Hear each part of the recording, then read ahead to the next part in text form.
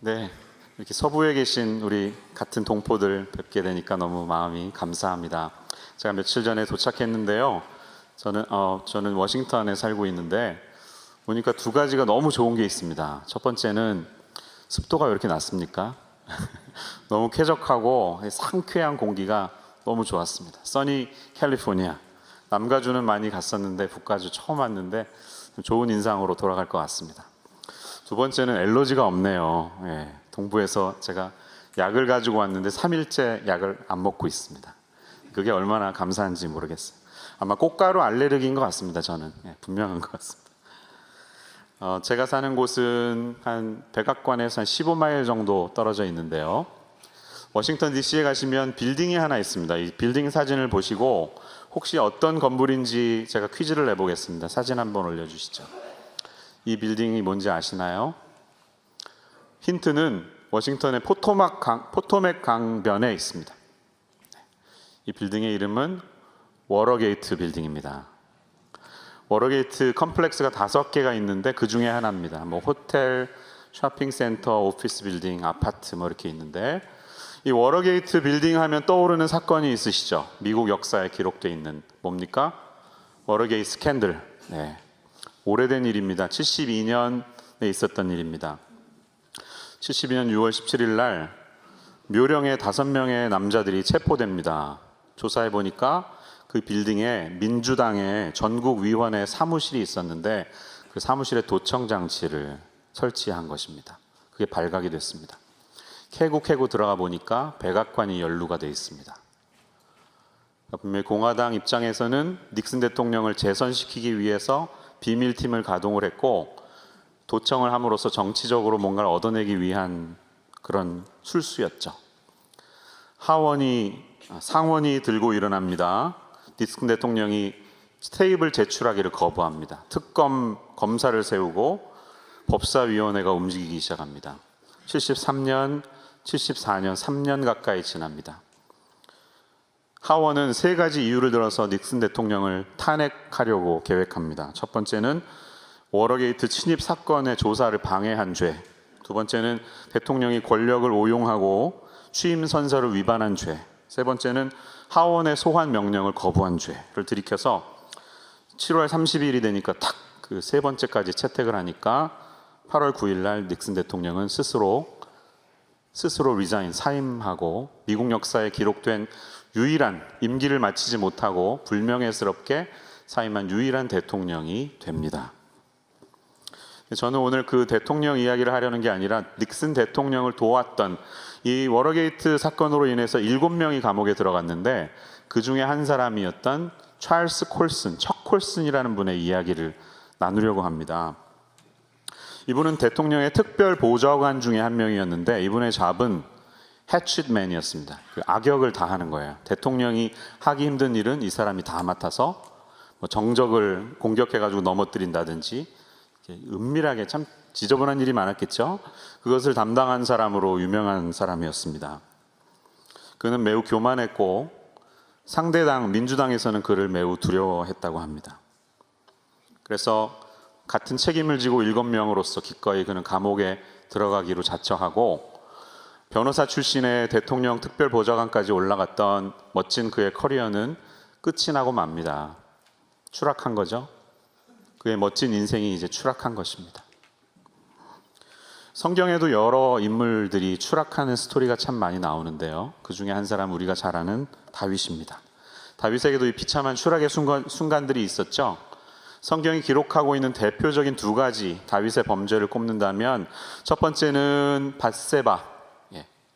어떤 분은 그러시더라고요.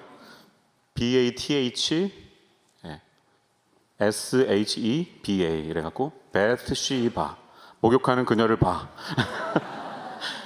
그래가지고 가늠했다 이러는데 썰렁합니다. 밧세바를 가늠하고 그 남편이 알까봐 남편까지도 죽게 만드는 살인 교사의 죄를 범했던 큰 죄를 저질렀습니다. 그리고 두 번째 기록되어 있는 죄는 오늘 우리가 본문에서 읽은 역대상 21장의 인구조사의 죄입니다. 자, 이 2가지 죄 중에 어떤 죄가 더 중할까요? 사람들이 경멸하는 죄는 뭘까요? 일반적으로는 살인과 간음입니다. 그렇죠? 누가 인구조사를 했다고 그렇게 분노를 합니까? 근데 흥미로운 사실은 뭐냐면요, 이 두 가지 죄가 성경에 기록되어 있는데 사무엘 하에는 11장에 그 간음 사건이 나오고요, 24장에 인구조사 이야기가 나옵니다. 그리고 끝이고요. 역대상엔 뭐가 나올까요? 인구조사가 나옵니다. 그러면은 더 중요하고 중한 죄를 지적을 더 많이 해야 될 텐데 오히려 인구조사 사건은 2번 나오는 반면에 간음 사건은 1번만 등장하고 있습니다.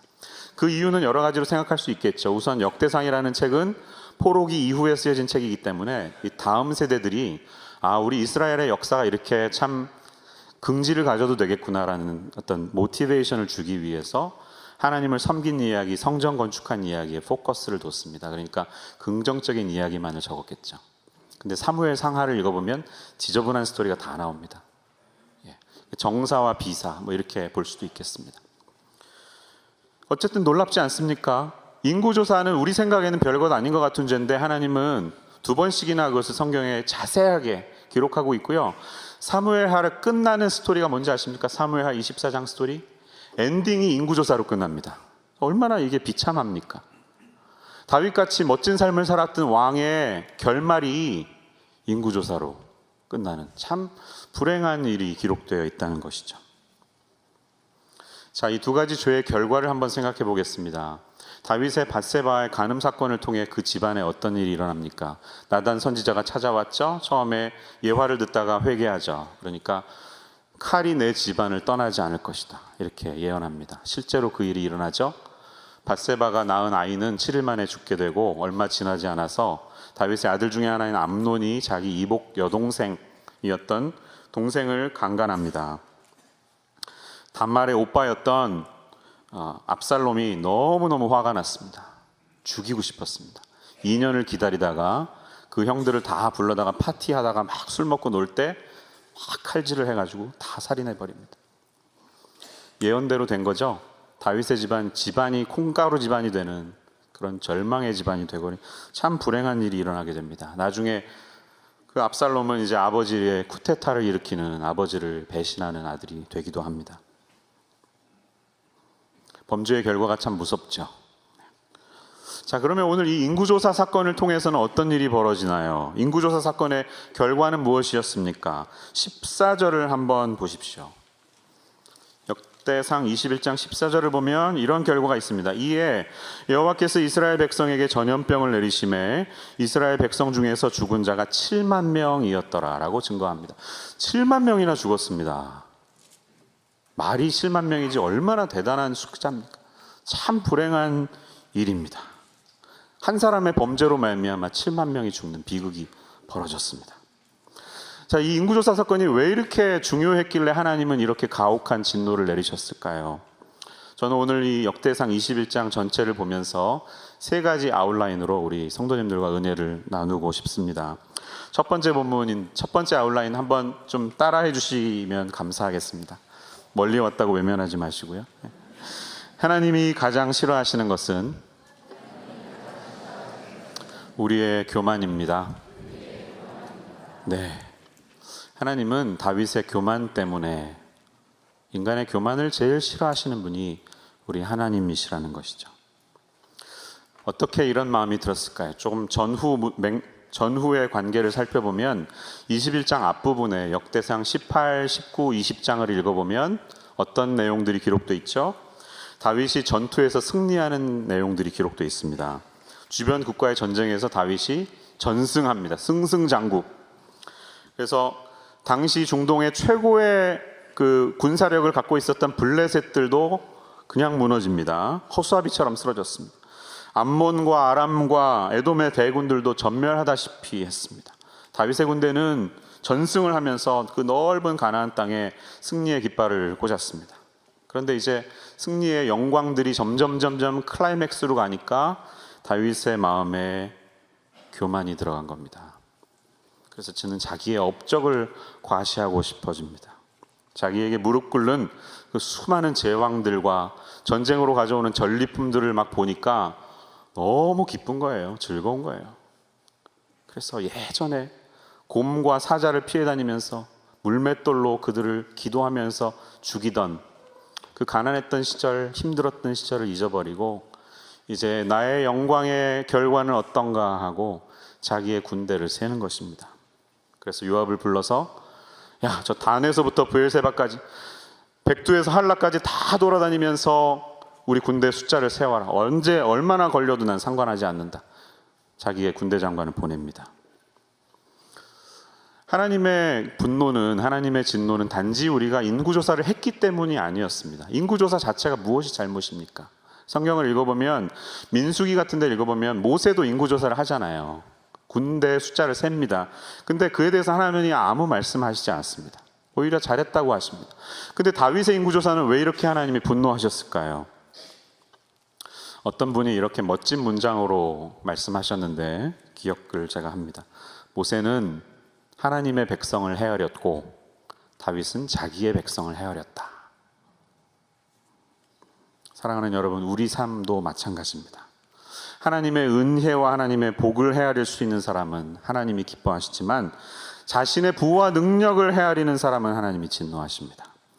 하나님의 복을 헤아릴 수 있는 사람은 그분께만 감사하지만 자신의 부를 헤아리려고 하는 사람은 하나님이 진노하십니다.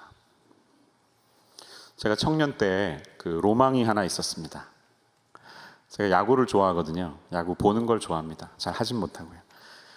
나중에 결혼해서 아들을 낳으면 같이 야구 모자를 쓰고 야구장에 가고 싶다. 이런 로망이 있었습니다.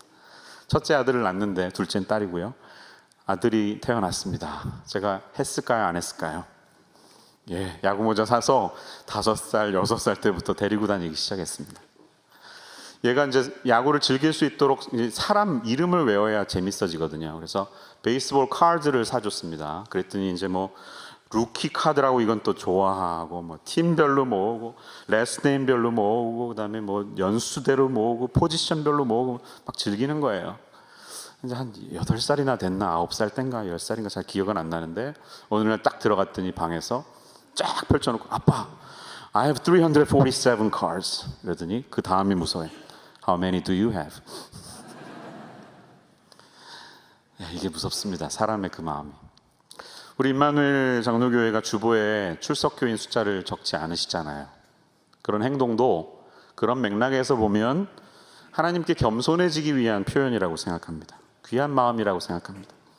교인의 숫자가 많아지고 규모가 커지고 성장할수록 우리는 사람이 더 드러날 때가 많습니다. 사람의 공로가 나타나기 시작합니다. 그러나 우리가 그럴 때마다 언제나 우리의 이 성장과 성숙을 가져오게 하신 분이 누구이신가? 내 인생을 여기까지 인도하셨던 분이 누구이신가를 늘 기억해야 하는 겸손한 마음이 우리에게 필요하다는 사실을 언제나 기억하십시오. 결국 이 다윗의 교만이 하나님의 진노를 불러일으킨 것이고요. 이 교만은 누가 그러시더라고요. 교만은 사탄이 제일 좋아하는 무기다. 사탄이 사람 넘어뜨릴 때 이거를 제일 좋아하는 무기로 쓴다는 것이죠. 실제로 다 그런 일들을 얼마나 많이 봅니까 우리가? C.S. 루이스라는 영국에 돌아가신 분이 계시죠. 그분이 쓴 책 중에 제일 유명한 책이 Mere Christianity라는 책입니다. 순전한 기독교. 예. 그 책에 보면 교만에 대해서 설명을 하면서 그 챕터의 제목을 이렇게 붙였습니다. The greatest sin. 가장 큰 죄. 이게 교만이라는 거죠. 우리가 성경을 읽어봐도 하나님이 교만에 대해서 계속해서 지적하시는 것을 발견할 수가 있는데요. 아웃라인에 보시면 본문들이 좀 나와 있습니다. 잠언 6장 16절에서 19절을 보면 거기에는 하나님이 미워하시는 7가지 죄에 대해서 기록되어 있는데요. 기억나실 겁니다. 여호와께서 미워하시는 것, 곧 그의 마음에 싫어하시는 것이 옌 7가지니 그 다음에 뭘로 시작하죠? 넘버 1 is 곧 교만한 눈과 이렇게 말합니다. 교만한 눈, 거짓된 혀, 무죄한 자의 피를 흘리는 손, 악한 계교를 꾀하는 마음 쭉쭉쭉 얘기하지만 7가지 중에 제일 1순위가 교만한 눈이라고 성경은 말하고 있습니다.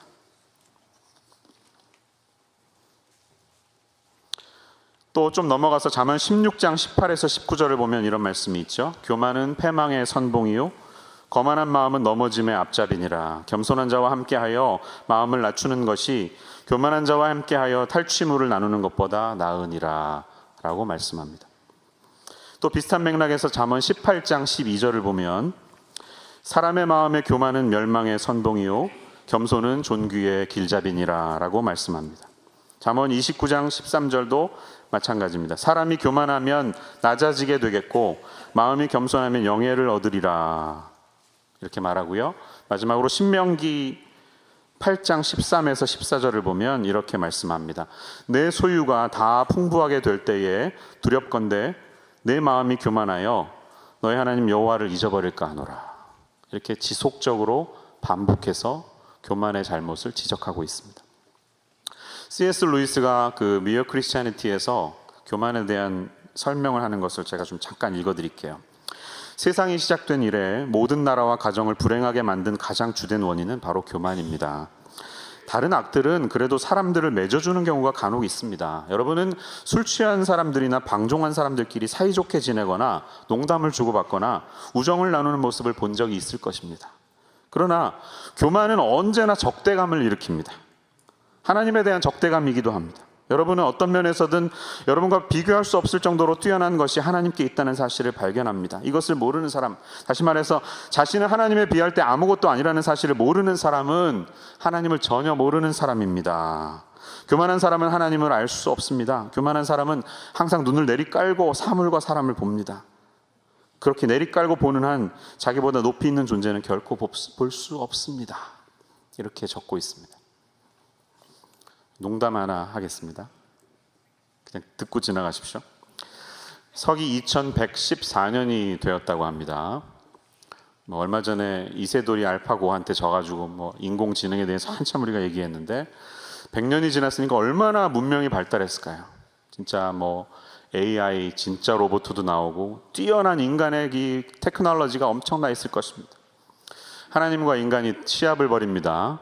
진흙을 가지고 인간을 만드는 내기를 합니다. 누가 더 많이 빨리 만드나. 하나님이 이렇게 코를 입을 빗고 계신데 막 인간들은 막 최고의 선수들이 나와가지고 허리까지 막 내려가고 있어요. 얘네들 봐라, 나보다 빠르네 이러면서 하는데 이제 인간들이 하나님 좀 오늘 컨디션이 안 좋으시네요 이러면서 교만해져가지고 막 자기들끼리 오고 있어요. 하나님이 딱 스탑, 동작 그만, 그 흙 내려놔. 네 흙 가지고 해, 네 흙 가지고. 네, 우리 인생의 주인이 누구십니까? 하나님이십니다. 우리는 피조물입니다. 언제나 이 사실을 잊으시면 안 됩니다. 하나님이 우리의 주인 되십니다. 본문이 우리에게 주는 두 번째 교훈을 한번 생각해 봤으면 좋겠습니다. 아웃라인 한번 따라해 주실까요? 사람의 매는 피하더라도 하나님의 매는 기꺼이 맞아야 합니다. 네, 사람의 매는 우리가 피할 수 있지만 하나님이 때리시면 그럴 땐 맞아야 됩니다. 10개월 정도 걸렸던 인구조사가 끝날 무렵에 이제 보고를 받습니다. 몇만입니다. 봤던 다윗의 마음이 좀 안 좋아요. 느낌이 너무 안 좋아. 이상하다. 내가 잘못했구나. 하나님이 진노하신 걸 다윗이 깨달았습니다.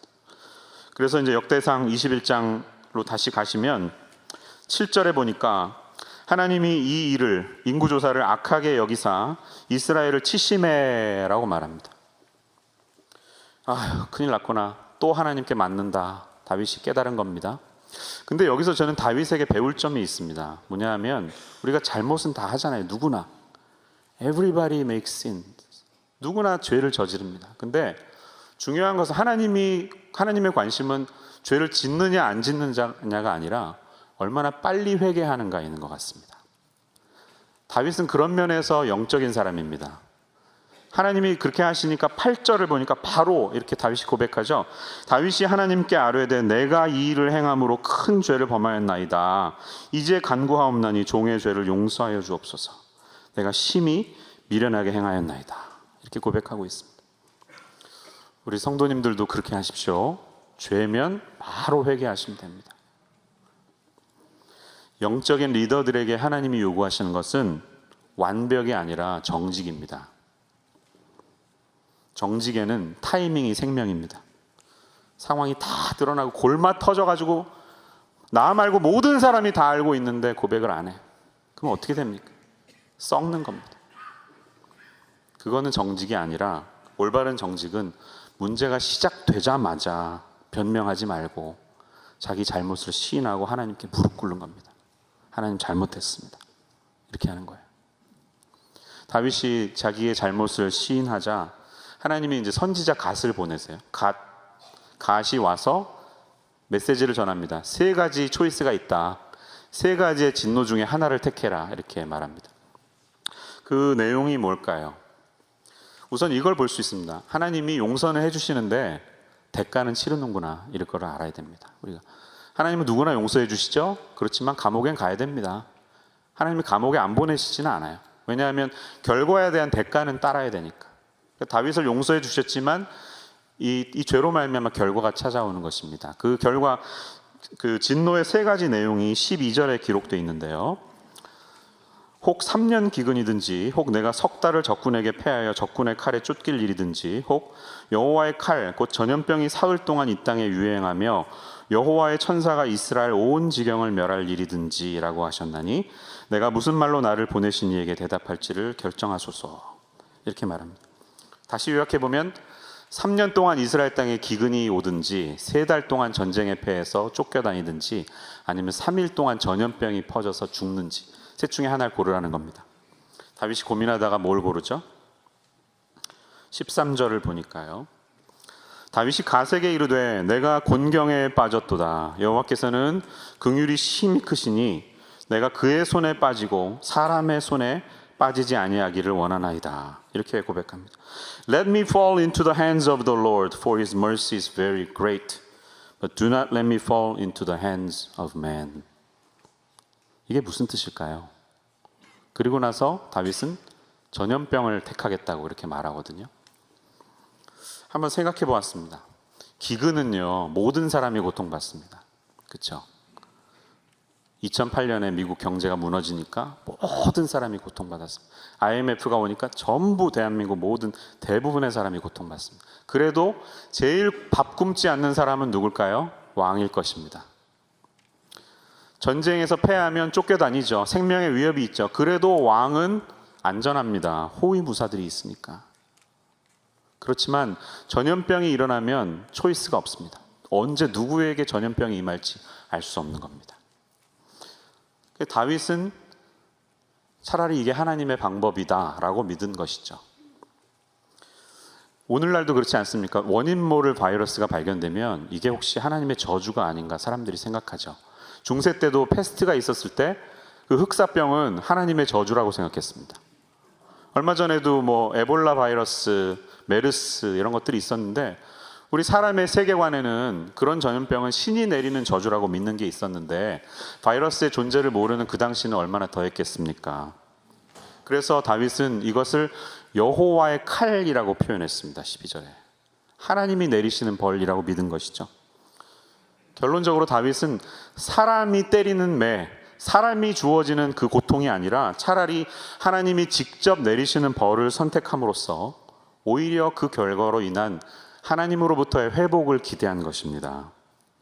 이런 거죠. 내가 매를 맞아도 사람이 때리는 것보다는 차라리 하나님께 맞겠다. 이게 영적인 자세 아닐까요? 예. 하나님이 내리시는 벌은 받아야죠. 왜 그럴까요? 그게 더 정당하거든요. 여러분도 그렇지 않습니까? 아버지, 어머니가 때리시는 매를 맞으시겠어요? 길에서 만난 깡패한테 맞으시겠어요? 부모님의 매를 맞죠. 왜 그럴까요? 부모님이 나를 사랑하니까 때리는 거니까.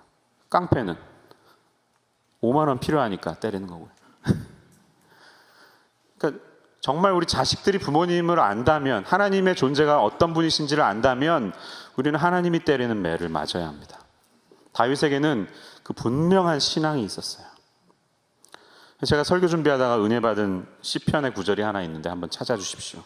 시편 30편 5절 말씀 보니까요, 이런 말씀이 있습니다. 성경에 822페이지 정도에 있는데요. 시편 30편 5절 우리 같이 한번 읽어보실까요? 시작. 그의 노염은 잠깐이요 그의 은총은 평생이로다. 저녁에는 울음이 깃들일지라도 아침에는 기쁨이 오리로다. 아멘. For his anger lasts only a moment, but his favor lasts a lifetime. Weeping may remain for a night, but rejoicing comes in the morning. 이 말씀이 얼마나 귀한지 모르겠어요. 이 시편은 성전 낙성가 이렇게 기록되어 있거든요. 성전을 낙성하면서 부를 수 있는 노래인데 다윗은 성전을 완성하지 못하고 죽었죠. 그러나 이 묵상을 하다 보니까 이제 막 자기가 저질렀던 죄들이 막 떠오르는 거죠. 밧세바랑 그랬던 거, 인구조사 했던 거, 뭐 이런저런 기타 등등. 그러나 그 죄악에도 불구하고 우리 하나님은 하나님의 노여움은 잠깐이요 그의 긍휼하심은 평생이로다.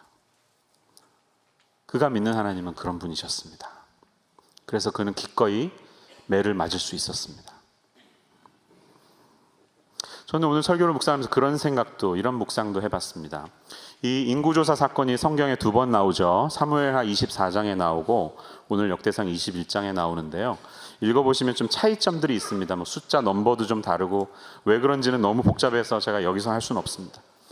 근데 중요한 사실 하나가 있습니다. 차이점 중에 역대상 21장 1절을 읽어보면 이렇게 말하죠. 사탄이 일어나 이스라엘을 대적하고 다윗을 충동하여 이스라엘을 계수하게 하니라. 이 일의 문제의 발단을 사탄이 일으킨 것으로 고백합니다. 그런데 사무엘하 24장을 읽어보면 다르게 말합니다. 사무엘하 24장에는 어떻게 기록되어 있냐면요, 1절에 보니까 여호와께서 다시 이스라엘을 향하여 진노하사 그들을 치시려고 다윗을 격동시키사 가서 이스라엘과 유다의 인구를 조사하게 하신지라. 마치 하나님이 하신 것처럼, 혼내기 위해서 하신 것처럼 기록되어 있습니다. 자, 사탄이 했습니까? 하나님이 했습니까? 누가 한 거예요? 그 신앙생활 하다 보면 이런 질문이 나오면 이제 헷갈리죠. 신앙적으로 막 궁금해지기 시작합니다. 근데 이럴 때는 이제 성경에서 답을 찾을 수가 있는데, 답을 해결할 수 있도록 우리에게 보여주신 인물이 하나 있죠. 욥입니다. 욥의 고통. 하나님이 욥의 고통을 허락하시잖아요. 사탄이 와가지고 1장을 읽어보면 저놈이 얼마나 믿음이 좋은 사람인지 제가 하나님 한번 시험해 보겠습니다. 저에게 기회를 주십시오. 분명히 가진 게 많아서 그럴 거예요. 하나님이 허락하시죠. 해보라고. 그 1장 12절을 욥기 1장 12절에 이렇게 말해요. 여호와께서 사탄에게 이르시되 내가 그의 소유물을 다 내 손에 맡기니라. 다만 그의 몸에는 내 손을 대지 말지니라. 이렇게 하나님이 말씀하십니다. 여기서 우리는 뭘 볼 수 있죠? 결과적으로 보세요. 아내가 떠나고 자녀들이 죽고 재산이 날아가는데 결과적으로는 어떻게 됐습니까? 형통한 자가 되었습니다. 하나님이 악을 왜 허용하실까요? 그것은 살아보아야 아는데요. 하나님은 우리 인생의 전체 그림을 보고 계시기 때문입니다. 하나님은 시공간의 제한을 안 받으시는 분이시죠. 그러므로 우리의 과거와 현재와 미래를 다 보고 계십니다. 지금 우리에게 환난이 있지만, 고통이 있지만, 우리가 하나님 보시기에 올바른 방향으로 돌아올 수만 있다면 하나님은 우리의 미래가 주님 보시기에 온전하게 될 것을 믿으시기 때문입니다. 그래서 그 고통을 허락하시는 거예요. 우리가 알거니와 하나님을 사랑하는 자, 곧 그의 뜻대로 부르심을 입은 자들에게는 모든 것이 합력하여 무엇을 이루느니라? 선을 이루느니라. 하나님 보실 때에서. 로마서 8장 28절의 말씀을 기억하십시오. 그래서 이 고통이 있을 때에도 긍휼을 달라고, 하나님 이 고통을 이길 수 있는 긍휼을 저에게 주십시오라고 우리가 기도할 수 있어야 합니다. 하박국 3장에 읽어보면 하박국의 기도에도 그런 게 나와요. 진노 중에라도 긍휼을 잊지 마옵소서. 이렇게 기도합니다. 예레미야가 3장 22절 23절에 나오는 예레미야의 기도도 마찬가지인데요. 여호와의 인자와 긍휼이 무궁하심으로 우리가 진멸되지 아니함이니이다. 이것들이 아침마다 새로우니 주의 성실하심이 크시도소이다. 이렇게 고백합니다. 우리 성도님들 붙잡으세요. 하나님이 사랑하시니까 매를 때리시는 겁니다. 하나님의 인자와 긍휼은 무궁하시지만, 그러나 범죄에 대한 대가는 가볍지 않았습니다. 왕이 정말 가슴이 찢어지게 아플 정도로 7만 명이 죽었어요. 다윗이 보다 못해서 이렇게 기도하죠. 하나님, 인구 조사는 제가 시켰는데 왜 백성들이 죽습니까? 차라리 저를 치시고 우리 주님의 백성들은 살려주십시오라고 역대상 21장 17절에서 그렇게 기도합니다. 이게 지도자의 마음이죠. 그렇죠? 리더는 그렇게 돼야 됩니다. 하나님이 그 모습을 기쁘게 여기셨습니다. 그래서 심판을 내린 천사에게 스탑, 칼을 거둬라 하시고 오더를 하시죠. 명령을 어떻게 내리시죠? 갓을 다시 보내서 제단을 쌓아라. 타작마당에 제단을 쌓아라. 그래서 이 오르단의 타작마당이 이제 생기는 거예요. 그래서 오르단은 됐다고 그냥 가지십시오 왕이시여 하는데 다윗은 아니다. 이 결과는 나로 인한 거니까 내가 다 지불을 하겠다. 돈 제대로 다 주고 정식으로 번제, 화목제를 하나님께 드린다는 것이죠. 이제 세 번째 아웃라인으로 가려고 하는데요. 여기서 저는 또 중요한 사실 하나를 봅니다. 이렇게 우리가 하나님 앞에 진실된 마음으로 우리의 죄를 고백했을 때 하나님이 무엇을 하시는가, 어떤 모습을 보여주시는가를 저는 좀 장소의 개념에서 보고 싶습니다. 아웃라인 한번 따라해 주시죠. 하나님은 실패의 자리를 회복의 터전으로 바꾸시는 분이십니다. 네. 그 죄악이 저질러서 인구 7만 명이 죽었던 그 땅은 죄악의 땅이었습니다. 근데 그 죄악의 자리가 어떻게 변하는지 보세요. Every cloud has a silver lining 이라는 영어의 표현이 있죠. 아무리 구름이 짙어도 구름 끝은 뒷부분은 밝습니다 라는 뜻이죠. 절망이 아무리 깊어도 한 줄기 소망이 있습니다. 이런 표현이죠. 한국말로는 쥐구멍도 볕들날이 있다 이렇게 번역하면 좋을 것 같아요. 본문에서 우리는 그런 하나님의 신실하심을 볼 수가 있습니다. 21장의 후반부를 제가 아까 읽었는데요. 그걸 읽어보면 그 다윗의 진심 어린 회개에 하나님이 마음을 돌이키셔서 제단을 쌓으라고 가이드라인을 주시고 그 오르난의 타작마당이라는 곳을 지정하시잖아요. 그리고 다윗이 기꺼이 그 일을 감당했을 때 불이 떨어지면서 내가 네 예배를 받았다 응답하시죠. 불로 응답하셨습니다. 그 순간 이 결과를 보면서 다윗이 퍼뜩 깨닫는 어떤 영감이 있었어요. 인스피레이션이 느껴진 거예요. 그게 뭐냐면 이 장소가 보통 장소가 아니다. 그 필이 온 거죠. 그래서 22장 1절 아까 읽으셨던 것처럼 다윗이 고백하죠. 다윗이 이르되 이는 여호와 하나님의 성전이요 이는 이스라엘의 번제단이라. 그가 이렇게 고백한 겁니다. 자, 결국 결과는 뭡니까? 그 자리가 성전 건축하는 성전이 세워집니다. 성전. 정말 그래요. 실패의 자리, 절망의 자리를 하나님이 다시 예배를 받으시기 원하시는 회복의 장소, 성전이 건축된다는 사실이 놀랍지 않습니까? 우리가 무너진 그 자리를 하나님이 바로 그 자리에서 다시 회복하게 하시는 하나님의 은혜가 있음을 우리에게 보여준다는 사실입니다. 그리고 이 의미를 한 가지 더 연결해서 성경이 풀어주고 있는데요. 역대하 3장 1절을 보시면 이런 말씀이 있습니다. 잘 들어보십시오. 역대하 3장 1절. 솔로몬이 예루살렘 모리아산에 여호와의 전 건축하기를 시작하니 그곳은 전에 여호와께서 그의 아버지 다윗에게 나타나신 곳이요 여부스 사람 오르난의 타작마당에 다윗이 정한 곳이라. 제가 설명한 그대로죠. 타작마당이 성전이 됐습니다. 솔로몬이 그걸 건설한 겁니다. 그런데 여기 한 가지 더 사실이 있습니다. 이 말씀 시작이 어떻게 됐죠? 모리아산. 모리아산 그럼 떠오르는 성경 구절 있으시죠? 창세기 22장 이삭을 제물로 바치는 장면. 그 레슨은 뭘까요? 야 아브라함, 너 네 아들이 네 우상이야 지금. 너도 모르는 사이에 나는 넘버 2로 갖고 아들이 지금 넘버 1이야. 너 그거 몰라? 하나님이 하시는 거예요. 자녀들이 우상이 자녀가. 그래서 하나님이 그거를 변화시키시게 하려고 아주 죽음의 위협에 엄청난 시험을 하십니다. 네 아들 죽여버려라. 무섭잖아요. 너무 힘들 것 같아요. 근데 죽이려고 탁 하니까 스탑. 거기까지 보신 거죠. 그리고 결과를 보니까 어떤 일이 있었죠? 눈을 들어보니까 뒤쪽에 순양이 그 뿔이 수풀에 걸려 있어요. 그래서 그 양을 잡아서 그대로 예배합니다. 이게 뭘 보여줍니까? 그 순양은 누가 예비하셨을까요? 예, 하나님이 예비하신 양이에요. 하나님이 뭐 하고 계신 거예요? 응답하기를 기다리고 계신 거예요. 하나님은 길을 내시고 계세요. 여호와 이레의 하나님, 우리가 순종하면 회복되게 하실 수 있도록 예비하신 분이라는 사실을 볼 수 있습니다. 이게 놀랍잖아요. 그 땅 모리아 산이 오르난의 타작마당이 되고 그 타작마당을 통해 성전이 건축되는 이 놀라운 하나님의 인도하심이 얼마나 귀합니까?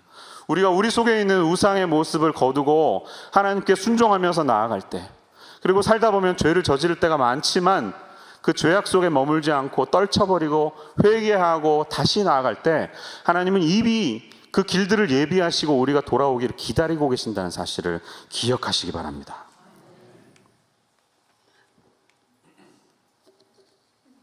아브라함과 다윗의 자손 예수 그리스도의 세계라. 마태복음 1장 1절. 이거예요.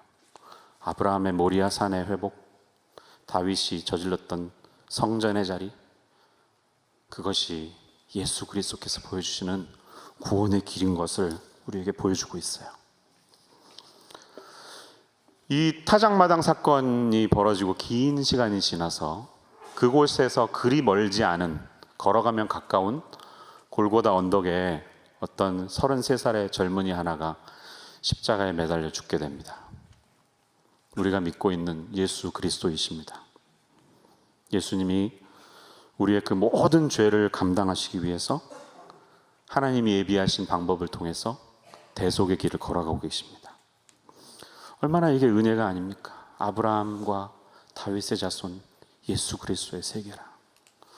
하나님이 기다리시고 있는 그 장소는 어제나 오늘이나 내일이나 동일합니다.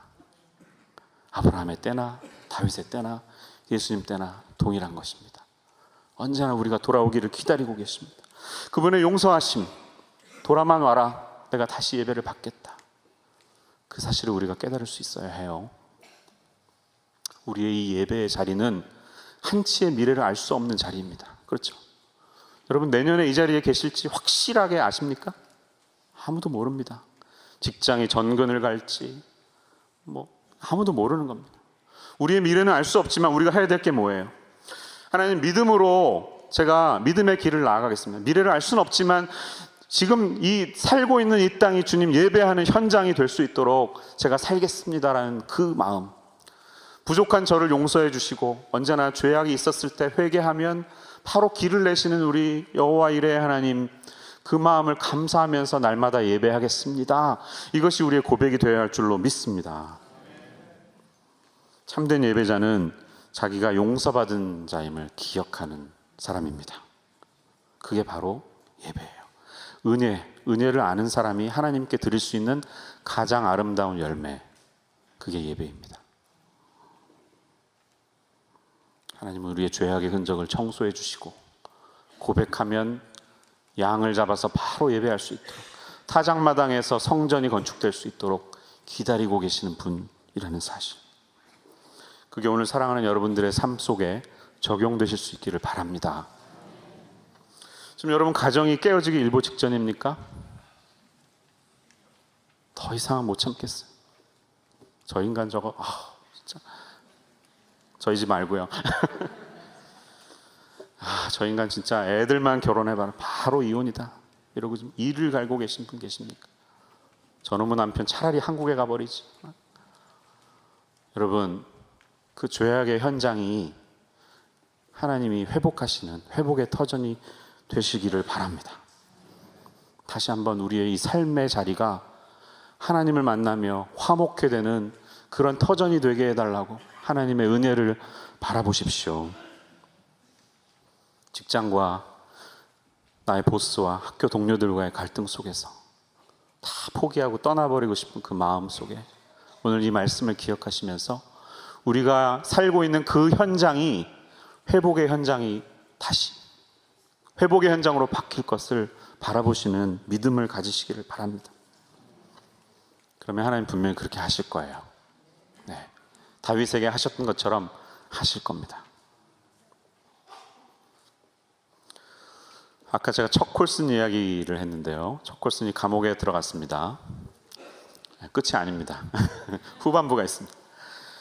원래 형량보다 덜 살고 금방 나왔습니다. 7개월을 살고 나왔어요. 7명이 다 들어갔다가 첫 콜슨도 나왔는데, 그 감옥은 첫 콜슨에게 실패의 자리죠. 절망의 자리고 죄악의 자리입니다.